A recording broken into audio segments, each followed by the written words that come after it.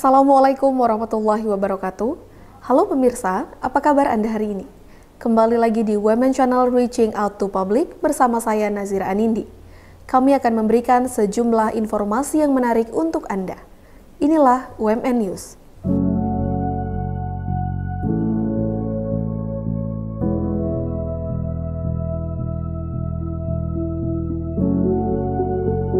Kita memilih sebuah tema yang kami pikir merupakan sesuatu hal yang penting, di mana tema itu adalah transformasi sistem pendidikan di Indonesia.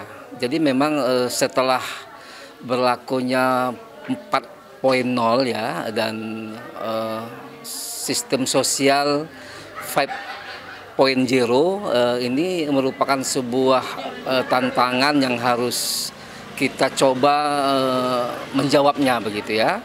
Jadi sistem pendidikan itu hari ini sudah harus berubah dengan mengikuti perkembangan teknologi. Jadi memang salah satu yang memang harus kita implikasikan adalah bagaimana hubungannya dengan kampus merdeka atau merdeka belajar. Jadi sesungguhnya ini kan merupakan implikasi yang ada baik di pendidikan dasar, pendidikan menengah maupun perguruan tinggi.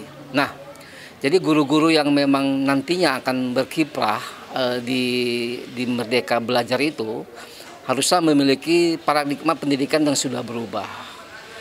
Yang mana kita ketahui bahwa peserta atau mahasiswa PPG itu adalah mahasiswa yang calon-calon guru. Yang mana kita ketahui mereka PPG yang prajabatan, yang belum memiliki jabatan, maupun mereka yang sudah memiliki jabatan sebagai seorang guru. Nah, jadi titik persoalannya adalah bagaimana mereka bisa mengimplikasikan paradigma baru tentang pendidikan itu, yang mana sudah mengalami perubahan-perubahan semenjak Mas Nadiem mengelontorkan ya, mengeluarkan konsep kampus atau sekolah merdeka.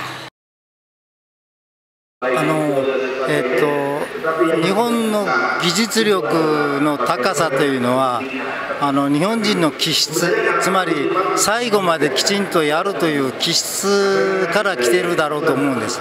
だから一つのものをこうやりかけたら最後までやるということを常に多くの人は考えているから、そこがね日本の技術力を高めてきた大きな原因だろうとは思います。 Kemajuan teknologi di Jepang itu memang dilakukan oleh sektor lain, sektor swasta dan didukung oleh pemerintah. Tapi efeknya berpengaruh ke seluruh sektor baik pendidikan. Jadi anak-anak yang mengenyam pendidikan, yang menerima kemajuan sektor pendidikan itu menjadi memberikan estafet daripada kemajuan teknologi itu agar terus bisa progres semakin maju dan bisa diaplikasikan ke masyarakat. Harapan kami bahwa mereka harus memiliki semacam keinginan untuk selalu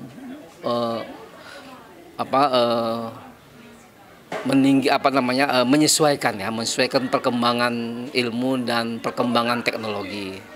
Yang kedua, kita sangat berharap bahwa pendidikan hari ini memang tidak hanya meliputi aspek kognitif, tapi lebih jauh daripada itu bagaimana mereka bisa memiliki kontribusi terhadap perubahan sikap dan perilaku.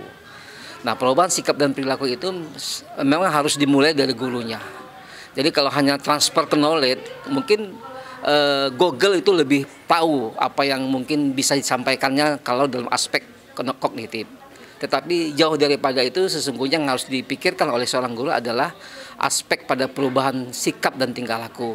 Oleh sebab itu sesungguhnya EPKIP mencoba menghasilkan 3 sasaran itu, sasaran strategis yang mungkin bisa dikembangkan di EPKIP adalah pendidikan berkarakter, lalu teknologi informasi, dan yang ketiga adalah entrepreneur.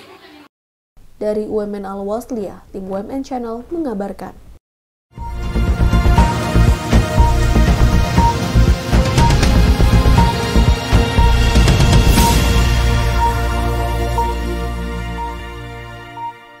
Informasi tadi sekaligus menutup jumpa kita pada hari ini. Saya Nazira Anindi beserta seluruh kerabat kerja yang bertugas pamit undur diri. Wassalamualaikum warahmatullahi wabarakatuh.